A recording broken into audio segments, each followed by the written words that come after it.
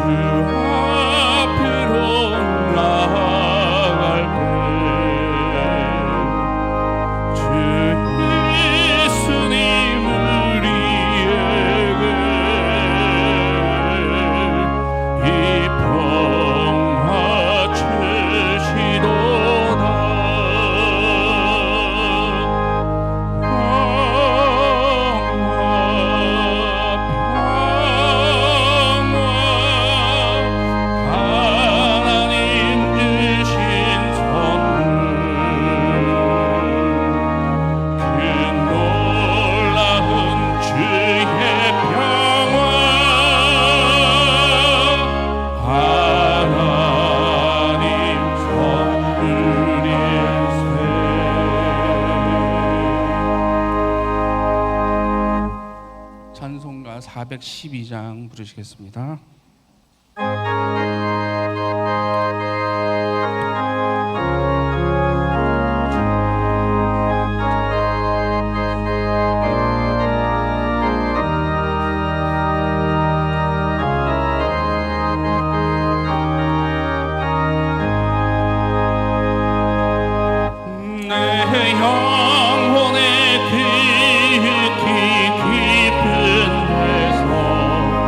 맑은 가랑이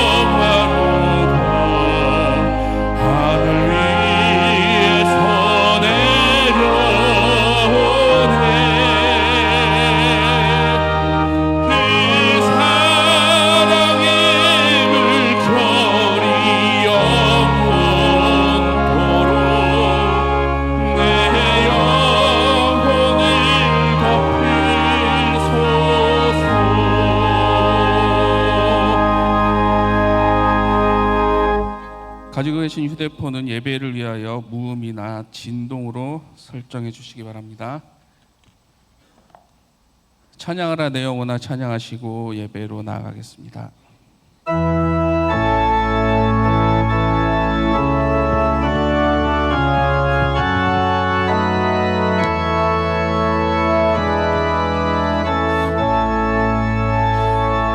찬양하라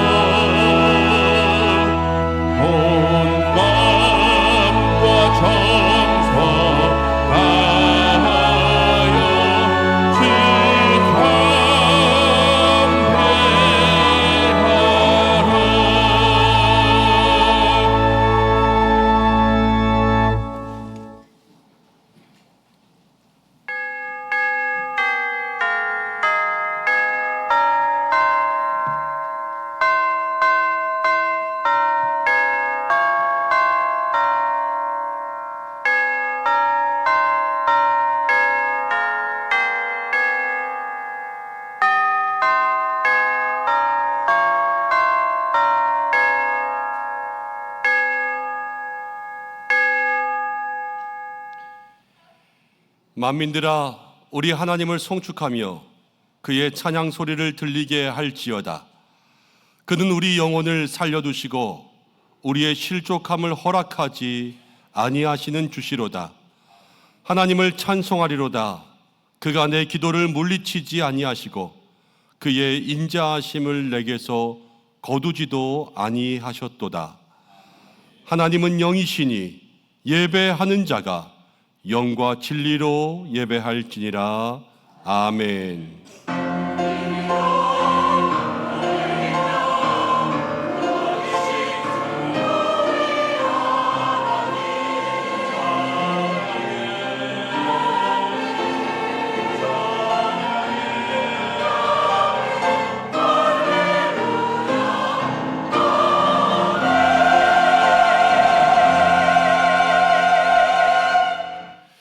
성도들의 인생의 아픔과 시련을 굽어 살피시는 하나님 아버지, 세상 가운데 흩어져 살던 믿음의 백성들이 오늘 거룩한 주일을 맞이하여 수고하고 무거운 짐진 인생들 그대로 주님 앞에 나왔습니다. 내가 너희를 쉬게 하리라 말씀하신 우리 주님의 말씀 의지하오니 이 시간 주님 앞에 나아가 우리의 마음들을 내려놓을 때에 상한 마음들 위로 얻게 하시고 지친 영혼들 소생하게 하시고 우리의 마음의 힘과 능력 되시는 하나님을 만나는 시간 되게 하여 주옵소서. 오늘 예배 가운데 주님의 음성 듣기를 소망합니다. 주님의 명령 지킬 때에 좋은 것 먹여주실 줄 믿습니다. 상한 심령을 소생시켜 주셔서 온전케 하실 줄로 믿습니다. 성령님, 이 예배를 인도하여 주옵소서. 예수님의 이름으로 기원하옵나이다. 아멘. 다 함께 사도신경으로 신앙 고백 드립니다. 나는 전능하신 아버지 하나님, 천지의 창조주를 믿습니다. 나는 그의 유일하신 아들 우리 주 예수 그리스도를 믿습니다.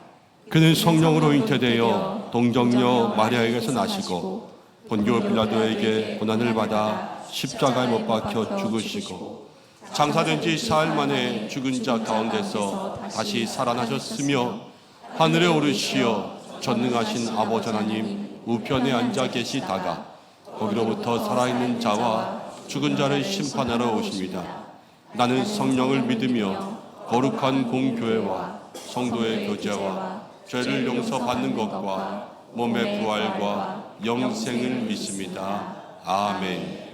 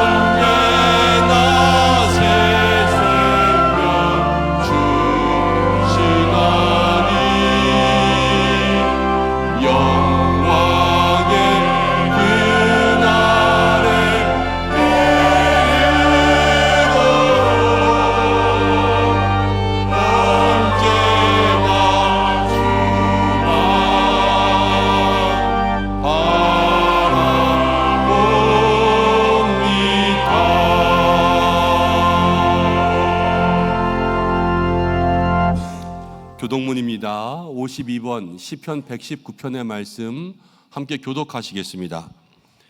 청년이 무엇으로 그의 행실을 깨끗하게 하리이까? 주의 말씀만 지킬 따름이니이다. 내가 전심으로 주를 찾았사오니 주의 계명에서 떠나지 말게 하소서. 내가 주께 범죄하지 아니하려 하여 주의 말씀을 내 마음에 두었나이다. 찬송을 받으실 주 여호와여, 주의 율례들을 내게 가르치소서. 내가 주의 법도들을 작은 소리로 읊조리며 주의 길들에 주의하며 주의 율례들을 즐거워하며 주의 말씀을 잊지 아니하리이다. 주의 법이 나의 즐거움이 되지 아니하였다면 내가 내 고난 중에 멸망하였으리이다.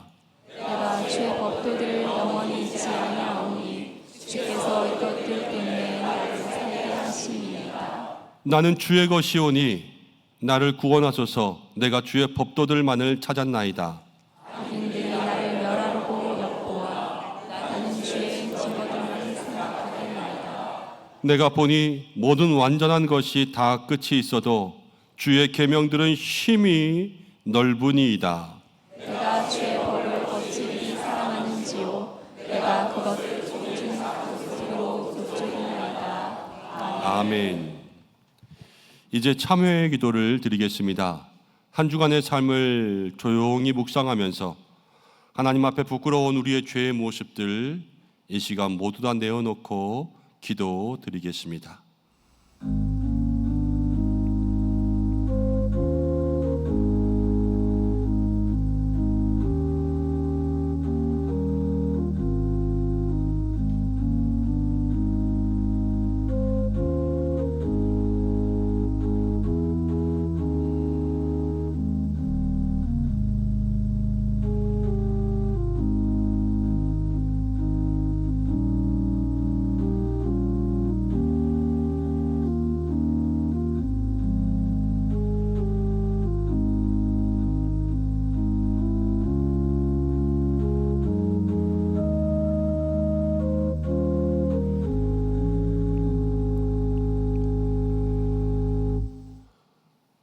욕심이 잉태하면 죄가 되고 죄가 장성하면 사망이 된다 말씀하신 하나님, 한 주간을 돌아봅니다. 우리가 세상 가운데 살면서 참 많은 욕심 가지고 살았음을 주님 앞에 고백합니다. 구원받은 믿음의 자녀 하나님의 백성임에도 불구하고 하나님의 공의를 채우며 거룩을 채우며 순결을 채우며 그렇게 살아갔던 것이 아니라 조금이라도 더 가지려고 하고 말씀에 나오는 것처럼 가옥에 가옥을 이어가며 전토에 전토를 이어가며 우리의 소유를 조금이라도 더 늘리기 위해 아침부터 일찍 일어나 수고하며 그러나 이웃의 연약함들은 돌보지 못하며 그렇게 살았음을 주님 앞에 고백합니다. 주님께서 원하시는 일이 무엇인지 생각하지 못할 때가 많았으며 우리의 인생에 흑암을 광명으로 삼고 쓴물을 단물인 것처럼 그렇게 여기며 내 마음의 기준과 내 욕심대로 살아올 때가 많았음을 고백하오니 주여 우리의 삶을 용서하여 주시고 육신의 정욕을 우리의 삶에 내려놓고 오직 예수님을 믿는 진리로 가득한 삶을 살게 하여 주옵소서. 예수님의 이름으로 모든 고백의 기도를 드립니다. 아멘. 자기의 죄를 고백하는 성도들에게 하나님께서 이렇게 말씀하십니다. 내가 그들의 악행을 사하고 다시는 그 죄를 기억하지 아니하리라. 여호와의 말씀이니라. 아멘. 자리에 앉으시겠습니다. 찬송가 421장 찬송하신 후에 신동순 장로님 기도 인도해 주시겠습니다.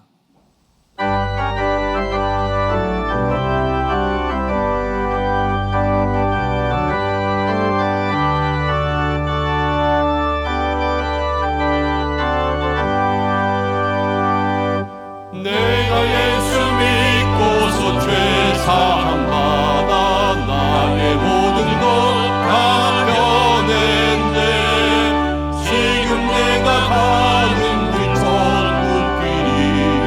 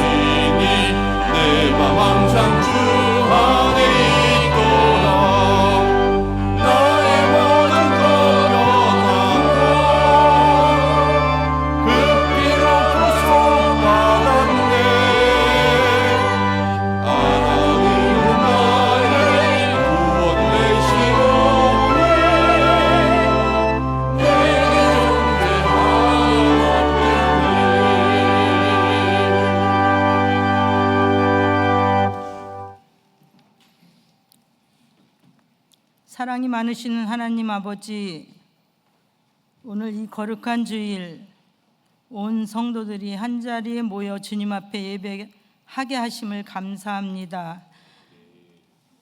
하늘과 땅의 모든 만물이 주님의 손으로 지어졌고 우리의 삶과 역사가 온전히 주님의 섭리에 있으니 모든 영광과 찬양과 존귀를 영원히 다스리시는 하나님께 올려드립니다.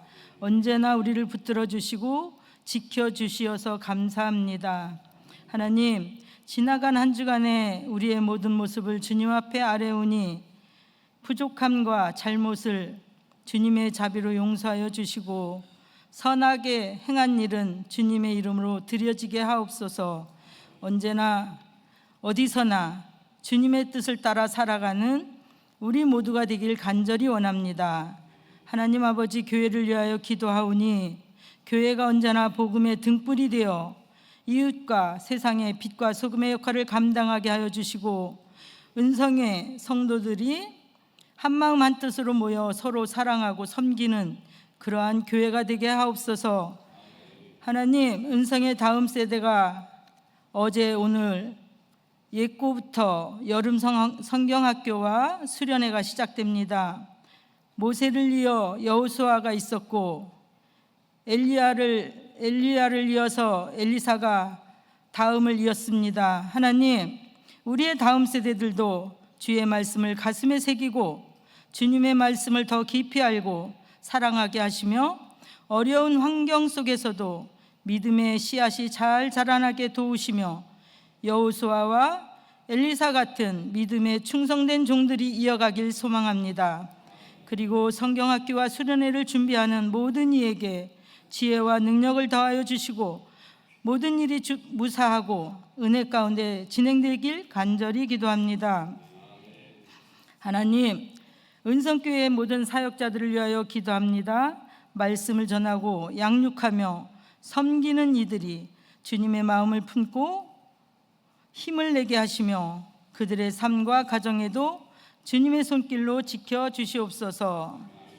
하나님, 이 시간 몸과 마음이 아파 고통받는 우리 환우들에게는 주님의 손길을 내어주시며 병을 낫게 하시고 슬퍼하는 이에게는 위로를, 외로운 이에게는 함께하여 주시옵소서.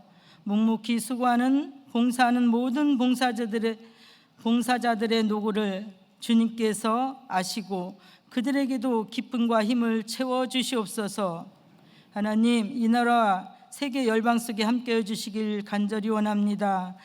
이 나라 대통령을 붙들어 주시며 모든 일에 솔로몬과 같은 지혜를 주시며 세계 속에 전쟁과 기근, 지진이 있어 많은 생명들이 또 희생되어 갑니다. 그들의 아픔을 만져주시며 위로하여 주시옵소서. 오늘 이 시간 드리는 카다시 찬양을 주님께서 기쁘게 받아주시며 말씀을 전하시는 목사님을 주님께서 강하게 붙들어 주시옵소서. 선포하시는 말씀을 기대합니다. 말씀이 우리 귀에 듣기 좋은 말씀이 아니라 우리가 꼭 들어야 할 말씀이 선포되게 하옵소서. 그래서 한 주간의 삶을 살아갈 때에 주님의 뜻을 분별하며 살아서 하나님의 영광이 되게 하옵소서. 하나님, 간절히 원하옵기는 목사님 안식의 시간을 갖습니다. 힘들었던 시간을 주님께서 위로하여 주시며 영적으로 충전을 많이 채우며 평안의 휴식이 되게 하옵소서. 우리를 죄에서 구원하여 주신 예수님의 이름으로 기도드립니다. 아멘.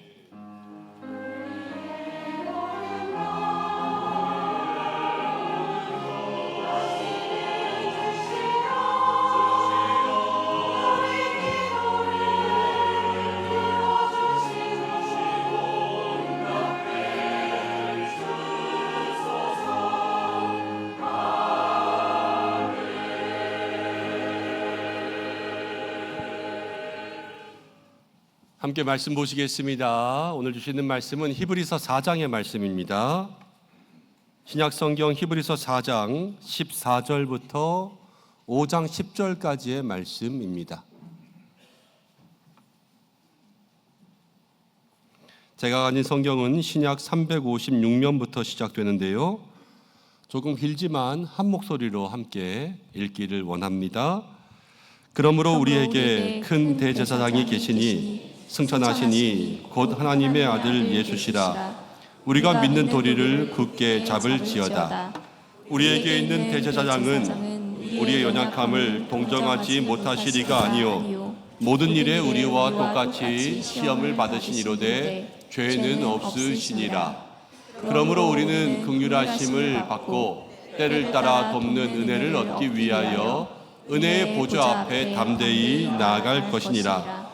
대제사장마다 사람 가운데서 택한 자이므로 하나님께 속한 일을 사람을 위하여 예물과 속죄하는 제사를 드리게 하나니 그가 무식하고 미혹된 자를 능히 용납할 수 있는 것도 자기도 연약에 휩싸여 있음이라. 그러므로 백성을 위하여 속죄제를 드림과 같이 또한 자신을 위하여도 드리는 것이 마땅하니라. 이 존귀는 아무도 스스로 취하지 못하고 오직 아론과 같이 하나님의 부르심을 받은 자라야 할 것이니라. 또한 이와 같이 그리스도께서 대제사장 되심도 스스로 영광을 취하심이 아니요 오직 말씀하신 이가 그에게 이르시되 너는 내 아들이니 내가 오늘 너를 낳았다 하셨고 또한 이와 같이 다른 데서 말씀하시되 내가 영원히 멜기세덱의 반차를 따르는 제사장이라 하셨으니 그는 육체에 계실 때에 자기를 죽음에서 능히 구원하실 이에게 심한 통곡과 눈물로 간구와 소원을 올렸고 그의 경건하심으로 말미암아 들으심을 얻었느니라. 그가 아들이시면서도 받으신 고난으로 순종함을 배워서 온전하게 되셨은즉 자기에게 순종하는 모든 자에게 영원한 구원의 근원이 되시고 하나님께서 멜기세덱의 반차를 따른 대제사장이라 칭하심을 받으셨느니라. 아멘. 카다시 찬양대에서 하나님 앞에 찬양으로 영광 올려드리겠습니다.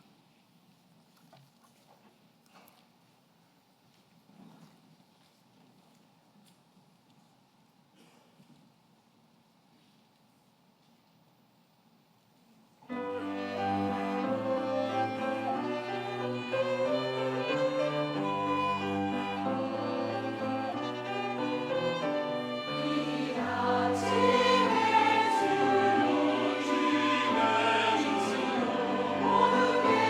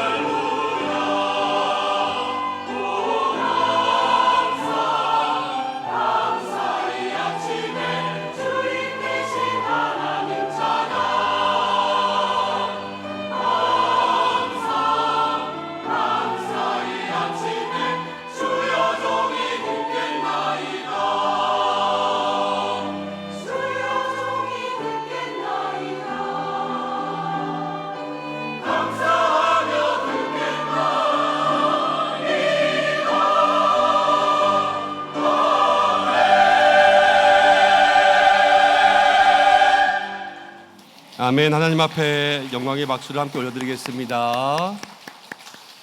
오늘 귀한 찬양 감사하고 날마다 주여 종이 듣겠습니다. 그러한 말씀으로 살아가시기를 축복합니다. 할렐루야. 한 주간도 은혜 가운데 사신 줄 믿습니다. 우리 앞뒤 좌우로 인사하겠습니다. 주님이 우리와 함께 하십니다. 주님이 우리와 함께 하십니다. 우리 한 번 더 축복하겠습니다. 하나님이 당신을 사랑하십니다. 축복하겠습니다. 하나님이 당신을 사랑하십니다. 오늘 예배 가운데 나오신 모든 분들을 주님의 이름으로 축복하고요. 예배를 통하여 하나님의 사랑, 함께 하심을 많이 느낄 수 있는 믿음의 한 날 되시기를 바랍니다. 교회 소식 함께 나눌 텐데요. 주보를 참고하시길 바랍니다. 오늘 교회를 처음 방문하신 모든 새가족들을 주님의 이름으로 환영하고 축복합니다. 또 교회 등록을 원하시는 분들이 있으면 본당 입구 안내위원들에게 문의해 주시기를 바랍니다. 우리 예코에서는 성경학교 시작하고 있지요. 오늘까지 진행되는데요. 여러분들의 많은 기도 부탁드립니다. 어하나에서는 영어 캠프가 돌아오는 토요일부터 주일 월요일까지 있습니다. 미국 어하나에서 원어민 선교사 선생님들이 오셔서 함께 진행해 주시고요. 여러분들의 많은 기도와 함께 토요일 또 주일 월요일에 또 외국인 학생들이 와서 아이들 지도할 텐데 여러분들도 함께 보면은 같이 인사 잘해 주시면 좋겠습니다. 헬로우도 해주시고 웰컴도 해주시고 그러면서 많이 환영해 주셔서 따뜻한 교회 만들어 주시면 좋겠습니다. 금요기도회는 우리 교육부서 여름 사역 기도회로 진행됩니다. 돌아오는 금요일은 남정민 전도사님께서, 그 다음에는 목장연합 기도회, 그 다음 주는 이해찬 목사님께서 말씀 전해 주십니다. 우리 애참부에서 계속해서 남자 봉사자를 모집하고 있습니다. 우리 성도님들 가운데 애참부 식당에서 주일을 섬기기를 소망하는 분들이 있으면 우리 사무실로 문의해 주시면 좋겠습니다. 주방 봉사도 함께 기억해 주시고요. 여름철에 에너지 절약 기억해 주셔야지요. 부속실에서 냉방기 사용하신 이후에는 꼭 나가실 때 전원을 뽑아 주시면 좋겠습니다. 기도해 주셔서 또 저는 내일부터 20일간 안식의 시간을 갖습니다. 잠시 교회를 떠나 있지만 여러분들이 함께 기도해 주시고 또 잘 쉬고 돌아와서 8월 1일부터 함께 말씀 전할 테니까 또 믿음의 또 중보의 시간들 함께 해주시면 좋겠습니다. 안식 주간에는 우리 박경수 목사님, 장신대 총장님이신데 오셔서 말씀 전해주시고 또 우리 증경총회장이셨던 손다림 목사님 오셔서 말씀 전해주십니다. 또 한 가지 광고는 다 함께 기도회가 있습니다. 27일부터 31일까지인데요. 우리 다음 세대가 함께 깨어나는 기도회, 우리 교회 학교 아이들 저녁 기도회예요. 선생님들과. 그래서 여러분들이 성경학교 전 기도회에 함께 중보해 주시고 우리 아이들 맡길 때에도 또 우리 교회가 은혜 받아야 되겠다 생각하는 성도님들도 함께 오셔서 기도해 주시면 참 좋겠습니다. 환우분들을 위해서 한 분 한 분 기도를 부탁드립니다. 그리고 지난주에 등록하신 새 가족이 있습니다. 목장과 기관에서 많이 환영해 주시기를 부탁드립니다. 한 가지 추가하는 광고가 있습니다.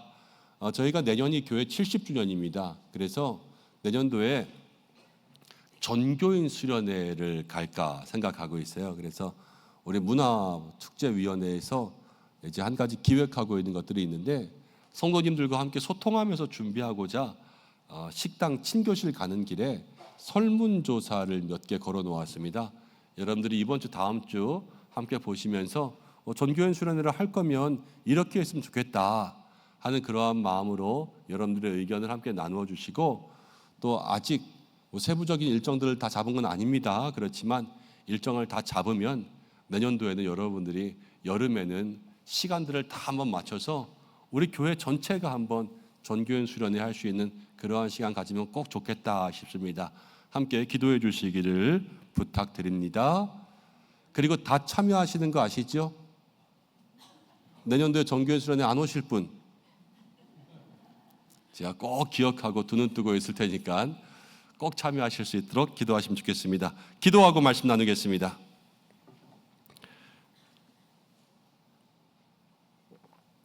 고마우신 아버지 하나님 감사합니다. 세상 가운데 살아가는 주의 성도들 오늘 주님 앞에 나와 말씀 듣습니다.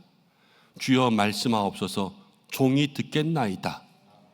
이 믿음의 고백 가지고 말씀 앞에 서오니 주님 역사하시고 부족한 종입니다.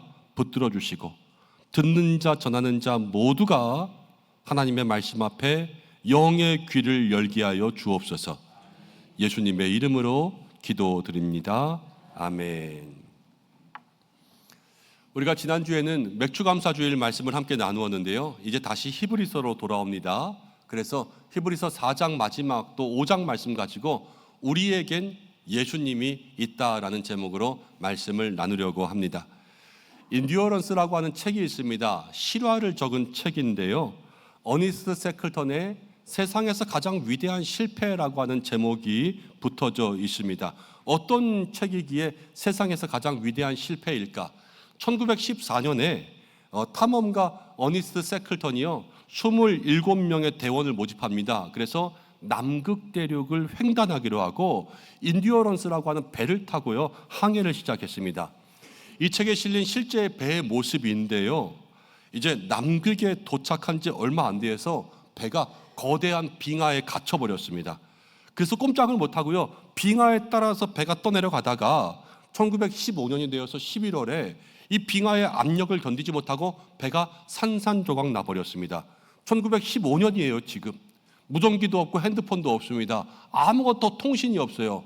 28명의 사람들이 남극에 조난당했다는 것을 지구상에 아는 사람이 한 사람도 없었습니다.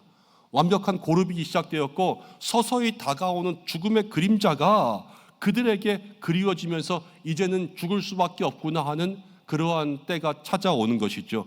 그렇지만 기적이 일어난 것이요 28명의 선원 전부가 남극에서 생존하게 되었는데 무려 634일 동안 살았습니다. 그리고 한 명의 사상자도 없이 모두가 살아서 고국으로 돌아왔습니다.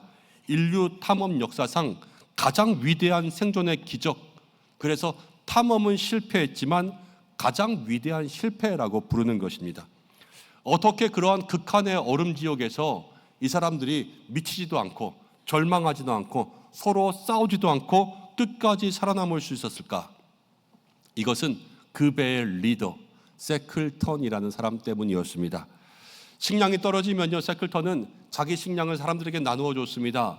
사람들이 동상에 걸리면 세클턴은 자기의 옷을 나누어 입게 했습니다. 그리고 마지막에는 부하들을 살리기 위해서 5명의 선원들을 데리고 구명보트에 몸을 실었습니다. 가장 험한 남극의 바다를 1300km나 건너가서 구조대를 데리고 돌아왔습니다. 이 엘리펀트 섬이란 곳에 마지막으로 부하들이 남아 있었는데요, 이곳에 있었던 부대장이었던 프랭크 와일드는 매일 이렇게 이야기했다고 합니다. 내일이면 대장이 올 거야. 대장은 반드시 올 거야. 우리 짐을 싸고 기다리자. 그러면서 부하들을 독려했고요, 당시 대원들을 살린 것은 식량도 아니고 날씨도 아니고 운도 아니었습니다. 대원들의 일기장에는 이러한 고백들이 적혀 있었다고 합니다. 그들이 얼음바다 위에서 미치지 않을 수 있었던 유일한 이유, 서로를 바라보며 이렇게 얘기했어요. 우리에게는 대장이 있잖아. 우리에게는 세클턴이 있잖아. 이러한 고백을 하면서 그들은 버틸 수 있었다는 것이죠. 참 대단한 사람이었던 것 같아요. 당시 남극 탐험의 권위자였던 이 레이먼드 프레스틀리라는 사람은 이런 이야기를 했습니다. 과학적인 탐사를 잘하고 싶다면 데이먼드 스콧을 찾아가고 신속하게 이동을 하고 싶다면 아문센을 만나라. 그렇지만 당신이 남극에 갇혀서 절망적인 상황에 갇히게 되었다면 당신은 무릎을 꿇고 세클턴을 만나게 해달라고 기도해라. 이러한 이야기를 남겼다고 합니다. 여러분, 오늘 성경 가운데도요 비슷한 이미지가 떠오를 것 같습니다. 우리가 묵상하고 있는 히브리서의 1세기 그리스도인들은요 인듀어런스를 타고 있는 선원들 같습니다. 예수님을 믿는다는 이유 하나만으로 핍박을 받습니다. 환난을 당합니다. 비방을 당합니다. 조롱을 받습니다. 직장을 잃었습니다. 그들의 삶에 고난이 다가옵니다. 그래서 얼음판 위에서 살아가는 것 같은 극심한 환난을 그들은 만나고 있었습니다. 근데 이들만이 아니죠. 우리도 마찬가지인 것 같습니다. 우리가 다 저마다 얼음 바다 위를 살아갑니다. 각자의 인생은 다 탐험이에요. 누군가는 탐험에 성공하기도 하지만 누군가는 탐험을 하다가 갑자기 고난의 시간이 찾아오면 고난 가운데 갇히기도 합니다. 예고 없이 병이 찾아오기도 하고, 예고 없이 사업에 어려움이 찾아오기도 하고, 예고 없이 우리 자녀들에게 문제가 생기기도 하는 것, 그것이 우리의 인생이고 우리도 같은 얼음판 위에 갇혀 있다는 거예요. 근데 히브리서가 이야기하는 것이 무엇이냐면, 히브리서는 교리의 책이 아니거든요. 히브리서는 위로의 책이에요. 위로의 책. 고난 가운데 있는 그리스도인들에게 하나님이 위로하시는 말씀이라는 겁니다. 하나님이 어떻게 위로하시는가? 고난 중에 있잖아요. 하나님이요, 너희들에게 고난이 없어질 거야 라고 말하지 않으세요. 이 고난이 변해서 다른 게 될 거야 라는 말씀도 하지 않으세요. 하나님이 말씀하시는 것은 무엇이냐면, 고난 가운데 있는 그리스도인들에게 이렇게 말씀하시는 거예요. 너희들에게는 예수님이 있잖아. 예수님이 있잖아. 이것이 고난 가운데 주는 희망인 것입니다. 우리에게는 큰 대제사장이 계시니, 우리에게는 예수님이 계시니, 이것이 오늘 성경의 가장 큰 말씀인 거예요. 얼음바다 위에서 우리에게 대장이 있잖아, 우리에게 세클턴이 있잖아, 이렇게 이야기하면서 얼음바다 위에서 희망을 가졌던 그 사람들처럼 우리도 광야의 인생, 이 얼음판 항복판 위의 인생을 살아간다면 우리에게는 누가 있어야 되겠습니까? 우리에게는 예수님이 있잖아. 이 한마디가 오늘 인생을 이끌고 갈 믿음의 능력이 될 줄로 믿습니다. 이 말씀을 함께 나누면서 우리가 우리의 인생 가운데 붙잡아야 될 분 예수님, 우리가 앞에 나아가 만나야 될 그분 예수님, 그리고 우리가 따라가야 될 그 한 분, 오직 예수님, 그분을 깊이 생각하고 깊이 묵상할 수 있는 은혜의 시간들 되시기를 간절히 소망합니다. 14절 말씀부터 보면 이렇게 시작하고 있죠. 우리에게는 큰 대제사장이 있다. 그분 누구시냐? 바로 승천하신 분 하나님의 아들 예수시라. 우리가 믿는 도리를 굳게 붙잡을지어다. 오늘 하나님께서 우리에게 첫 번째 주시는 음성은 무엇이냐면, 우리에게는 붙잡아야 될 분이 있다라는 겁니다. 우리에게는 붙잡아야 될 분이 있다. 히브리서는요, 대제사장을 이야기합니다. 그런데 구약의 대제사장과 이제 예수님을 비교합니다. 대제사장은요, 구약 시대에도 있었는데요, 아론과 같은 사람이 제사장이었고요, 그들은 1년에 한 번 속죄일에 사람들의 모든 죄를 가지고 휘장을 지나서 성소에서 지성소로 들어가야 됩니다. 지성소에서 하나님을 만납니다. 그래서 제사를 지냅니다. 그리고 나서 다시 나옵니다. 때로는 자기의 죄가 있을 때는 자기의 죄를 고백해야 됩니다. 그래야지 하나님께서 그를 용서하십니다. 그런데 예수님은 달랐어요. 예수님은 휘장을 지나서 들어가신 것이 아니라 하늘을 열고 올라가셨어요. 그리고 예수님은요, 하나님 보좌 우편에 영원히 계십니다. 갔다 오는 게 아니에요. 거기에서 계속 계십니다. 그리고 예수님은 자기에게 죄가 없습니다.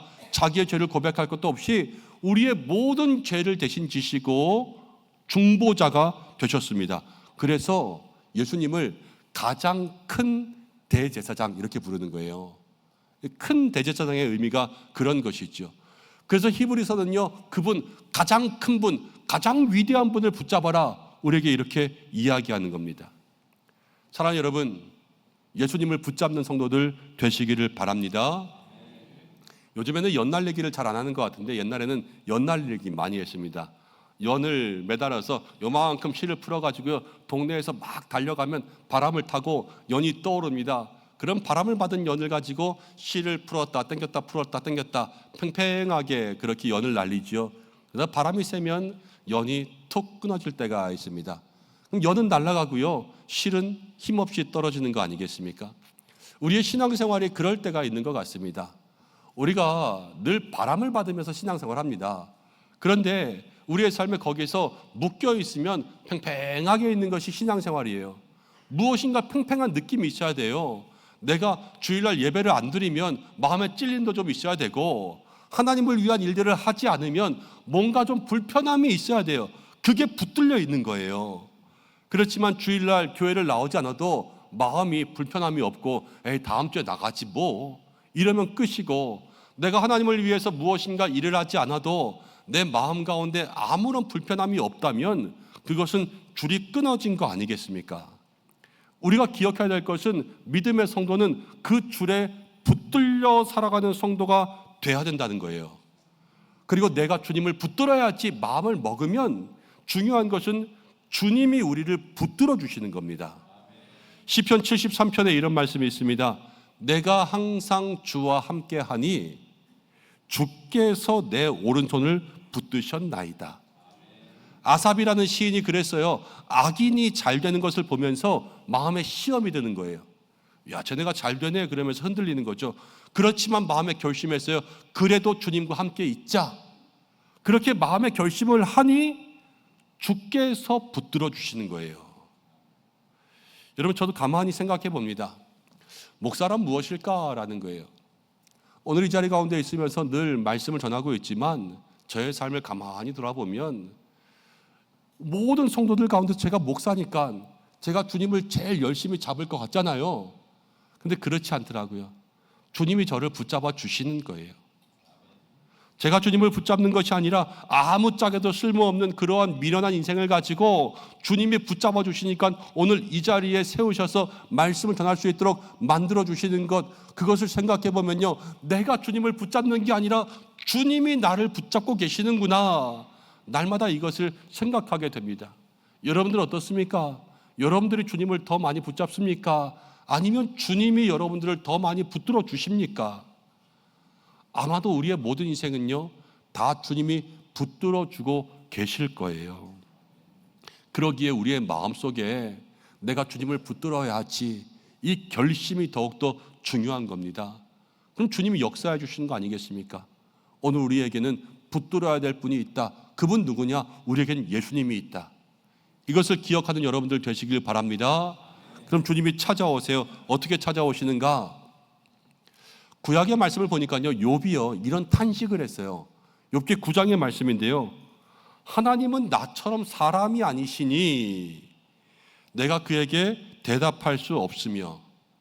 욥의 신앙에 잘못된 것 중에 하나는요, 마음 가운데 너무 답답했는데요, 그 답답한 게 뭐냐면 하나님이 내 마음을 아시냐 하는 마음이 있었어요. 하나님이 사람이 아니신데 어떻게 내 마음을 알겠냐. 그래서 철저한 외로움과 고독감을 가지고 신앙생활을 했습니다. 그런데 우리도 그럴 때가 있어요. 아무도 내 마음을 모른다 생각할 때가 있는 거예요. 같은 집에 있어도 부부가 마음을 모를 때가 있고요, 부모 자식도 마음을 모를 때가 있고, 목사님도 내 마음을 모를 때가 있고, 정말 내 마음 아무도 몰라. 이렇게 살아가는 것이 우리의 삶이라는 거예요. 근데 그때 하나님 무슨 말씀을 하시는가? 15절에 이런 말씀을 하십니다. 우리에게 있는 대제사장은 우리의 연약함을 동정하지 못하실 분이 아니다. 다 아신다는 거예요. 모든 일에 우리와 똑같이 시험을 받으신 이로되 죄는 없으시니라. 예수님은요, 우리를 동정하시는데 이 동정하다라는 말은 함께 고난을 받는 겁니다. 멀리서 보고 아이고야 불쌍해라 이렇게 이야기하는 것이 아니라 우리에게 찾아오셔서 나와 함께 그 고난을 겪으시는 철저한 동화가 있다라는 거예요. 신영복 선생님이 이런 말을 했죠. 27살의 나이에 억울하게 감옥에 들어가서 20년 감옥 생활했잖아요. 감옥으로부터의 사색이라는 글에서 고난에 대해서 이렇게 이야기합니다. 돕는다는 것은 우산을 가지고 들어주는 것이 아니라 비를 맞고 있는 사람과 함께 비를 맞는 것이 돕는 것이다. 주님이 그렇게 하시는 거예요. 고난을 함께 받으셨어요. 내가 느끼는 고난을 주님 알기 위해서 주님은 가장 큰 고난, 십자가와 배신의 고난을 당하신 거예요. 그러면서 우리의 삶에 내가 안다 말씀하시지요. 사랑하는 여러분, 고난 가운데 있을 때 세상이 다 나를 몰라주는 것 같아도 주님은 아십니다. 주님은 함께 하십니다. 그 자리에 직접 찾아와 계십니다. 그러기에 우리가 붙들어야 될 분, 예수님. 나에게는 세상 아무도 없어도 예수님이 있다. 이것을 가지고 주님을 붙들 수 있는 믿음의 사람들 되시기를 바랍니다. 그러면서 하나님께서 말씀하시는 두 번째 교훈이 있는데요, 우리에게는 나아가야 될 곳이 있다 말씀하시는 거예요. 나아가야 될 곳이 있다. 16절 말씀 가운데 이렇게 이야기합니다. 그러므로 우리는 긍휼하심을 받고 때를 따라 돕는 은혜를 얻기 위하여 은혜의 보좌 앞으로 나아갈 것이니라. 우리가 나아가야 될 곳은 어디냐? 은혜의 보좌입니다. 은혜의 보좌에는 누가 계시겠어요? 예수님이 계시겠죠. 예수님 앞으로 나아가야 되는 거예요. 근데 우리가 히브리서 전의 말씀을 생각해 보면 4장에 그런 말씀이 있었어요. 하나님의 말씀은 살아있고 활력이 있고 좌우의 날이 선 어떤 검보다도 예리하여서 우리의 혼과 영과 및 관절과 골수를 찔러 쪼개기까지도 하며 우리의 모든 마음의 생각을 감찰해요. 그렇죠? 그러면서 말씀 앞에서 때로는 우리가 벌거벗은 것처럼 드러날 수도 있다. 그렇게 얘기했어요. 그 말씀 다음에 바로 은혜의 보좌가 나오는 거예요. 이 말씀의 두 개가 어떻게 연결되냐면 우리는 말씀을 통해서 예수님께로 나아갈 수 있다라는 것을 성경이 이야기합니다. 그럼 말씀을 통해야 되잖아요.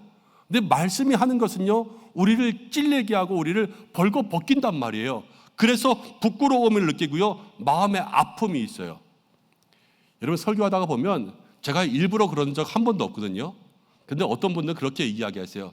목사님이 오늘 나들으라고 설교하나 보다 그러시는 거예요. 그런데요, 그것도 은혜이긴 한데요, 어떤 분들은요, 나들으라고 설교하나 보다 그래서요, 나에게 주시는 말씀이라서 그거 받고 마음에 찔려도 회개하고 주님께 돌아와요. 근데 어떤 사람들은요, 저건 나들으라고 하는 말인가 보다 그러면서요, 삐져요.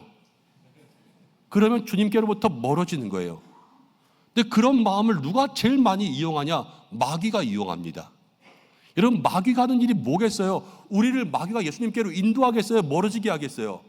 멀어지게 하잖아요. 그럼 마귀가 승리하는 거예요. 말씀이 우리를 딱 발가벗길 때에 그럼에도 불구하고 뚫고 나가서 누구를 만나야 되냐? 예수님을 만나는 것. 그게 믿음의 삶의 복인 거예요. 저는 꼭 공항 같아요. 공항에 가면 보안 검색대가 있습니다. 그러면요, 우리가 싼 모든 가방을요, 엑스레이가 다 뚫어봐요. 거기에 뭐가 들었는지 다 보는 거예요. 그러면서 또 하나 이러고 있으면요, 내 몸을 다 찍어요. 자세히 보이는 건 아니지만 옷을 입고 있어도 배가 이만한지 옆구리가 이만한지 다 나옵니다. 근데 그거 부끄럽다고 거기 안 들어갈 수 있습니까? 거길 들어가야지만 목적지를 갈 수가 있는 거예요. 우리의 삶이 그래요. 말씀이 우리를 찌릅니다. 말씀이 우리를 뚫고 지나갑니다. 그때 우리의 모든 것들을 다 내어놓고 주님, 내가 다 죽었습니다. 그래야지만 예수님을 만날 수 있는 거 아니겠습니까? 요한복음 8장에 가늠한 여인이요, 잡혀왔어요. 무엇에 잡혀왔냐면 율법에 잡혀왔어요. 말씀에. 그래서 부끄러운 거예요. 그렇지만 그렇게 잡혀왔더니 누굴 만났습니까? 예수님을 만나고요, 예수님 놓아주셨어요.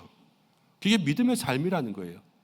저도 말씀을 묵상하면 늘 설교 준비할 때마다 저는 저에게 말씀을 계속 넣습니다. 그러면 여러분, 목사가 말씀을 준비하면서 나에게 적용시킬 때 부끄러운 게 있을까요, 없을까요? 있죠. 여러분, 목사도 말씀 가운데 부끄러운 게 너무나도 많아요. 그러면 절망이 밀려오는데요. 왜 절망이 밀려오냐? 야, 내가 그래도 한 교회 담임 목사인데 내가 이 말씀 앞에 이렇게 부끄러우면 교회는 어떡하고 우리 성도들은 어떡하냐? 도대체 어떻게 먹여 살리고 어떻게 인도하냐? 나는 정말 아무것도 아니다. 이런 생각을 하면요, 한없는 절망이 밀려오는 거예요. 그러면서 말씀 앞에 내가 낮아지죠, 깨어지죠, 부끄러워지죠, 벌거벗겨지는 거죠. 그런데요, 그때마다 제가 도망칠 수 있습니까? 그냥 그거 가지고 기도하는 거 아니겠어요? 하나님, 내가 조금이라도 더 이렇게 살게 해주십시오. 그러면요, 은혜가 임합니다. 여러분, 절망스럽고 고난이 찾아와도 은혜가 있으면요, 견디더라고요. 근데 은혜가 없잖아요. 그 자리를 피하고 싶어요. 그게 하나님 만드신 사람이라는 거예요. 우리에게는 은혜가 있어야 산다. 그래서 우리에게 날마다 뭐가 필요합니까? 은혜의 보좌 앞으로 나오라는 거예요. 그럼 거기서 우리에게 때를 따라 도와주신다. 말씀이 오늘 얘기합니다. 예수님 붙잡으면 예수님이 우리를 붙잡아 주시고 은혜의 보좌 앞으로 나아가면 때를 따라 도와주신다. 사랑하는 성도 여러분, 이것을 기억하시기를 바랍니다. 우리에게 붙잡아야 될 분 예수님이 있다. 우리에게 나가야 될 곳 은혜의 보좌가 있다. 저는 말씀 가운데 소망합니다. 우리 모든 성도들이 하나님께서 내가 어디 있느냐 찾으실 때가 있습니다. 그때마다 아담은요, 죄 짓고 나니까요, 나중에 나무 뒤에 숨어 있었잖아요. 그렇지만 우리 모든 믿음의 성도들이 은혜의 보좌 앞에 나아가서 주님 내가 여기 있습니다, 이렇게 고백할 수 있는 믿음의 성도들 되시기를 바랍니다. 그러면서 하나님 말씀하시는 세 번째 음성이 있는데요, 그것은 무엇이냐면 우리가 따라가야 될 분이 있다는 겁니다. 근데 그분 누구시냐? 예수님이시라는 거예요. 5장으로 넘어가면서 히브리서는요, 대제사장을 이렇게 이야기합니다. 1절을 보면 대제사장은 사람 가운데 택한 분, 그런데 하나님께 속한 일을 하면서 속죄의 일을 하는 분이 바로 대제사장인데요, 말씀을 가만히 보니까 4절에 이런 말씀이 있어요. 이 대제사장은 자기가 하고 싶다고 하는 게 아니에요. 하나님이 부르셔야지만 할 수 있습니다. 예수님도 그렇습니다. 하나님이 부르셨습니다. 예수님은 스스로 존귀와 영광을 취하지 않고 아버지께서 세우셨고요, 그 일들을 잘 감당하셨습니다. 그래서 마지막 결과가 9절 말씀 가운데 보면 예수님은 자기에게 순종하는 모든 자에게 영원한 구원의 근원이 되셨다, 이렇게 나왔습니다. 구원의 근원이라는 것은 구원을 주는 구원의 제공자가 되었다는 거예요. 모든 구원이 누구에게서 나오냐? 예수님에게서 나왔습니다. 그래서 구원의 원조는 예수님이에요. 그럼 구원의 길을 따라가려면 누굴 따라가야 되겠습니까? 원조 따라가야죠. 예수님을 따라가야 되는 거예요. 그래서 신앙생활이 예수님을 닮아가는 거예요. 예수님을 따라갈 때 그분으로부터 우리에게 믿음의 힘이 시작될 줄로 믿습니다.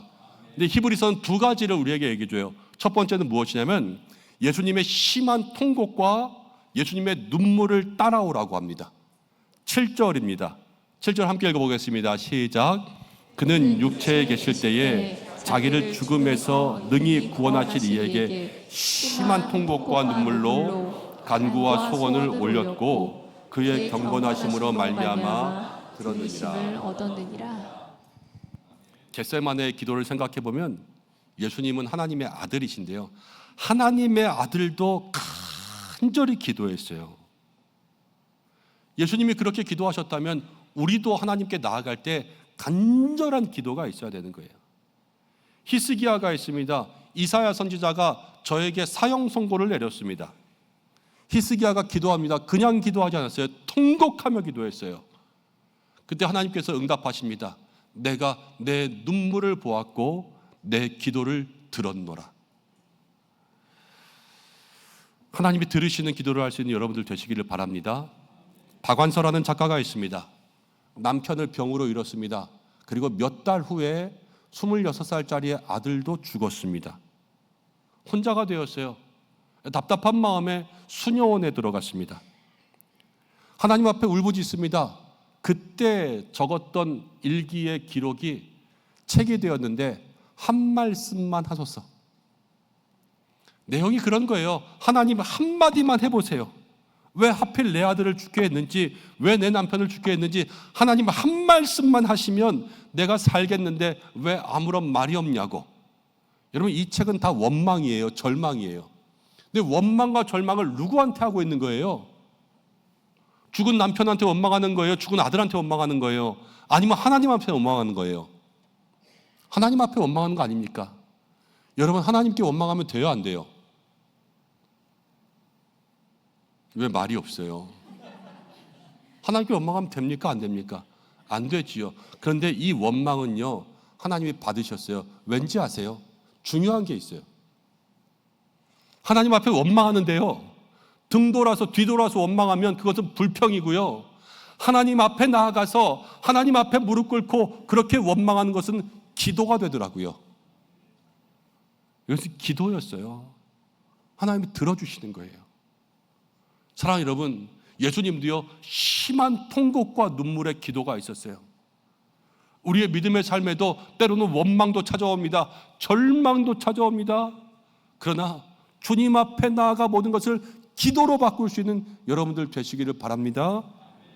예수님이 간절히 기도하잖아요. 힘을 얻는 거예요. 그래서 십자가를 지고 가시는 거 아니겠습니까?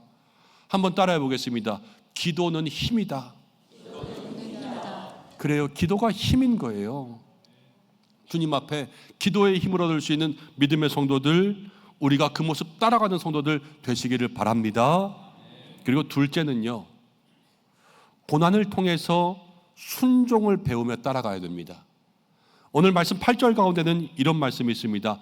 그가 아들이신데도요 받으신 고난으로 순종을 배웠다. 하나님의 아들도 배워요. 지금 뭐를 배우냐? 순종을 배워요. 근데 어떻게? 고난을 통해서 순종을 배우는 거예요. 여러분, 신앙생활의 순종이라는 것이 믿으면 바로 시작되지 않습니다. 결심한다고 다 순종하지 않습니다. 순종은 배워야 돼요. 영적인 근육 같은 거거든요.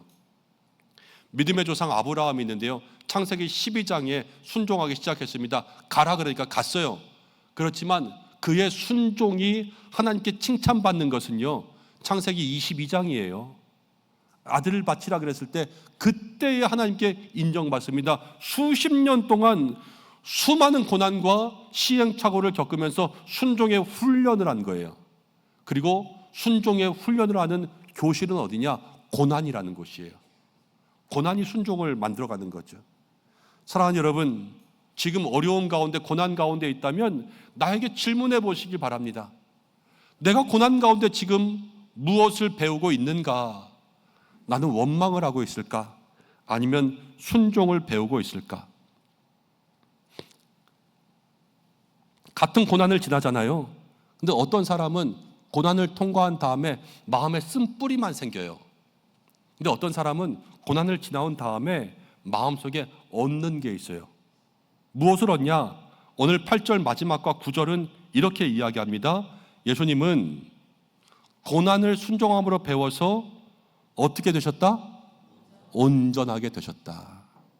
여러분, 고난을 통해서 순종을 배우잖아요. 사람이 온전하게 되는 거예요. 온전하게 되는 여러분들 되시기를 바랍니다. 그러면서 10절을 보면 예수님은 이렇게 하셔서 멜기세덱의 반차를 따르는 대제사장이라 칭하심을 받았다. 이 멜기세덱이 뭐고 또 반차가 뭐고 이런 것들은 나중에 7장 가면 이야기할 거예요. 그런데 오늘은 이것만 기억하시면 돼요. 예수님이 그렇게 하셨더니 하나님이 그를 인정하신 거예요. 우리도 똑같지요. 우리도 예수님의 통곡과 눈물을 배우면, 예수님을 따라서 믿음의 길로 나아가 고난 가운데서 순종을 배우면 누가 인정하시냐? 하나님이 우리를 인정하실 줄로 믿습니다. 그러한 성도들 되시기를 주님의 이름으로 축복합니다. 이제 좀 말씀을 맺으며 정리하려고 합니다. 오늘 말씀의 처음을 기억해 보시길 바랍니다. 남극 가운데 고립되어 있던 28명의 선원들이 634일을 버티면서 그들이 가졌던 마음은 한 가지였어요. 우리에게 대장이 있잖아. 1세기 이 고난의 시간 한복판에 있는 히브리서의 교인들에게 하나님 주신 말씀은 한 가지였어요. 너희에게는 예수님이 있지 않니?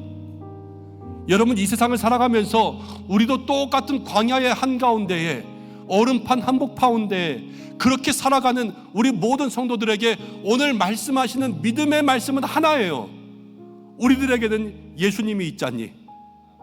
어떠한 일을 만나든 어떠한 형편 가운데 있든 저와 여러분들에게는 예수님이 있잖아요. 그게 믿음의 능력이고요, 하나님의 가장 큰 위로의 말씀이신 줄로 믿습니다. 오늘 이 말씀을 통하여서 스스로의 삶을 돌아보시길 바랍니다. 내가 어려움 가운데 있을 때 누구를 붙들고 있는가? 내가 주님을 붙들기만 하면 주님이 나를 붙들어 주신다 기억하시길 바랍니다. 우리는 날마다 어디로 가고 있습니까? 내가 날마다 나아가야 될 곳이 있습니다. 은혜의 보좌, 주님 앞으로 나아갈 수 있는 여러분들 되시기를 바랍니다. 우리는 무엇을 따라가고 무엇을 배워야 되겠어요? 세상 것 많이 배우는 것이 아닙니다.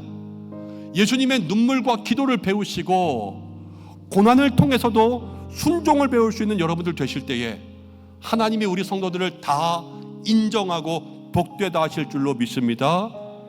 우리에게는요, 가장 위대한 분이 계세요. 그분 누구시냐? 예수님인 거예요. 예수님, 하나님의 아들, 가장 위대한 분이 우리에게 있습니다. 한번 따라해 보겠습니다. 우리에게 예수님이 있습니다. 우리에게 예수님이 있습니다. 나에게 얘기해 보겠습니다. 나에게는 예수님이 있습니다. 나에게는 예수님이 있습니다. 그렇습니다. 이것이 우리의 삶의 믿음의 고백이 될 때에 고난 중에 주님 우리를 붙들어 주시고 때를 따라 돕는 은혜를 우리 가운데 허락하여 주시고, 통곡과 눈물 가운데도 고난 가운데도 순종을 배워 주님께 인정받는 믿음의 삶을 살게 하실 줄로 믿습니다. 여러분에게 예수님이 있습니다. 그거 붙들고 살아갈 수 있는 이 한 주간 되시기를 주님의 이름으로 축복합니다. 이 시간 기도하겠습니다. 말씀 붙들고 기도하셨으면 좋겠습니다. 하나님, 나에게 무엇이 있습니까? 세상 가운데 아무것도 없다고 절망하고 포기할 때에도 주님 말씀하십니다. 너에게는 예수님이 있잖아. 힘들고 어려운 마음, 세상이 나를 몰라줄 때에도 우리 주님 말씀하십니다. 너에게는 예수님이 있잖아. 내가 너에게 예수님을 줬잖아. 우리의 마음 가운데 그 예수님 붙잡으면 그것이 바로 믿음의 힘이 되고 믿음의 능력이 되어서 세상을 넉넉히 이기게 할 하나님의 능력이 될 줄로 믿습니다.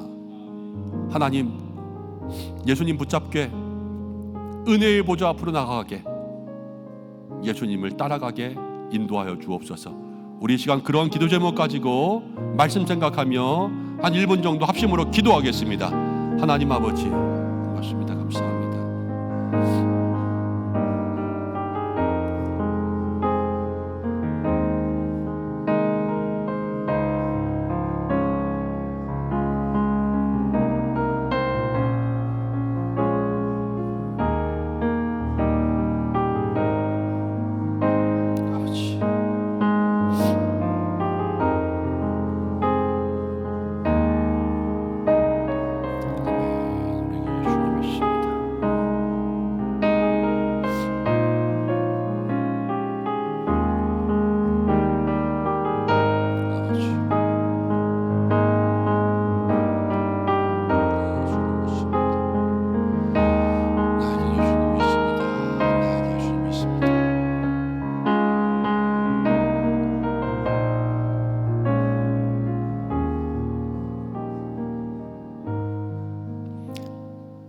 하나님 아버지, 참 고맙습니다.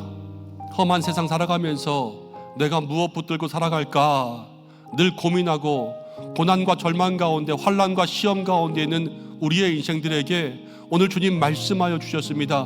너에게는 예수님이 있지 않니? 우리가 무엇 붙들고 살아갈까? 나에게도 예수님이 있습니다. 오직 예수님 붙들고 살아갈 수 있는 믿음의 삶이 되게 하여 주시고, 그때에 오히려 예수님이 우리를 붙들어 주실 줄로 믿습니다. 때를 따라 우리를 도우시는 은혜의 보좌 앞으로 나오라고 하시니, 우리가 때로는 부끄러워도 아파도 주님 앞에 나가기를 멈추지 않게 인도하여 주시고, 고난 가운데 눈물로 통곡하며 주님 앞에 기도하게 하시고, 고난을 통해서도 순종을 배울 수 있는 믿음의 성도들 되게 하여 주옵소서. 하나님이 우리에게 힘주시고 하나님 우리에게 함께 하실 줄 믿습니다. 그 믿음의 길을 걷는 모든 주의 백성 되게 하여 주옵소서. 예수님의 이름으로 기도드립니다. 아멘. 한 주간도 말씀의 은혜로 살아가시기를 소망합니다. 이제 우리 인사하는 시간인데요, 다 자리에서 일어나시겠습니다. 제가 먼저 인사하고 서로 축복하겠습니다. 사랑하는 성도 여러분, 우리에게는 예수님이 있습니다. 어느 곳에서 어떠한 일을 만나도 나에게는 예수님이 있다 하는 믿음으로 모든 순간을 승리하는 성도들 되시기를 주님의 이름으로 축복합니다. 감사합니다. 함께 인사하겠습니다. 우리에게는 예수님이 있습니다. 인사하겠습니다. 감사합니다. 결단의 찬양 함께 드리겠습니다.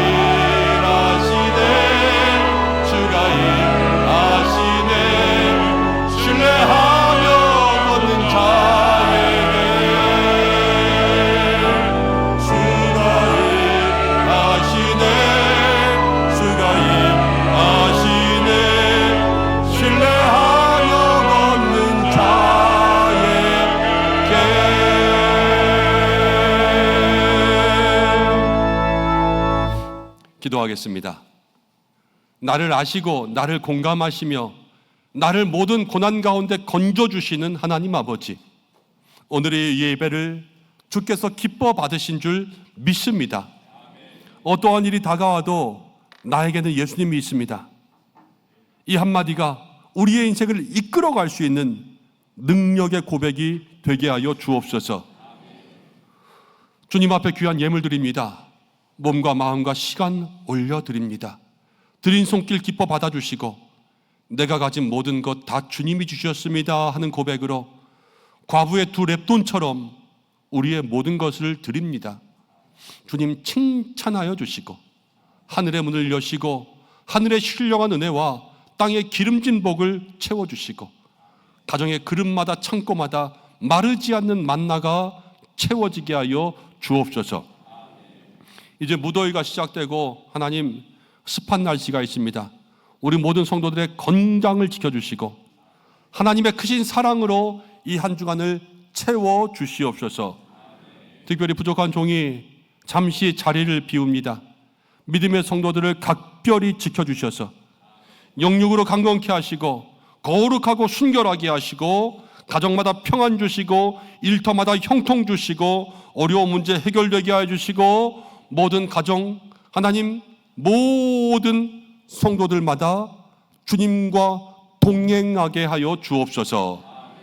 우리 은성교회가 날로 뜨거워지게 하시고 말씀 살아나는 교회, 기도가 응답되는 교회, 복음의 능력이 있는 교회 되게 하여 주시고 한 주간 모든 예배를 준비하는 우리 부목사님들에게 또 오시는 강사 목사님들에게 우리 전도사님들에게 기름 부어 주시고 교회에도 모든 가정들에게도 어려운 일 생기지 않고 큰 일 생기지 않고 평안하게 있다 만날 수 있도록 인도하여 주옵소서. 특별히 환우들이 많이 있습니다.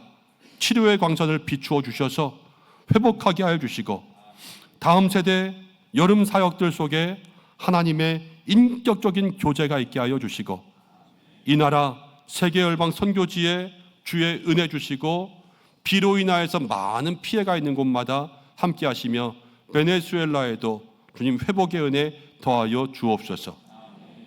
기도합니다. 마라나타, 우리 주님 다시 오실 날 기다리오니 주여 속히 오시옵소서. 이제는 우리 주 예수 그리스도의 은혜와 하나님의 사랑하심, 성령의 인도 위로 교통하심이 나에게는 예수님이 있습니다. 이 믿음의 고백으로 살기를 소망하는 우리 은성의 모든 성도들과 가정과 자녀와 교회 위에 나라와 온 세계 위에 특별히 병상에 있는 모든 환우들 위에 함께 하시기를 간절히 축원하옵나이다. 아멘.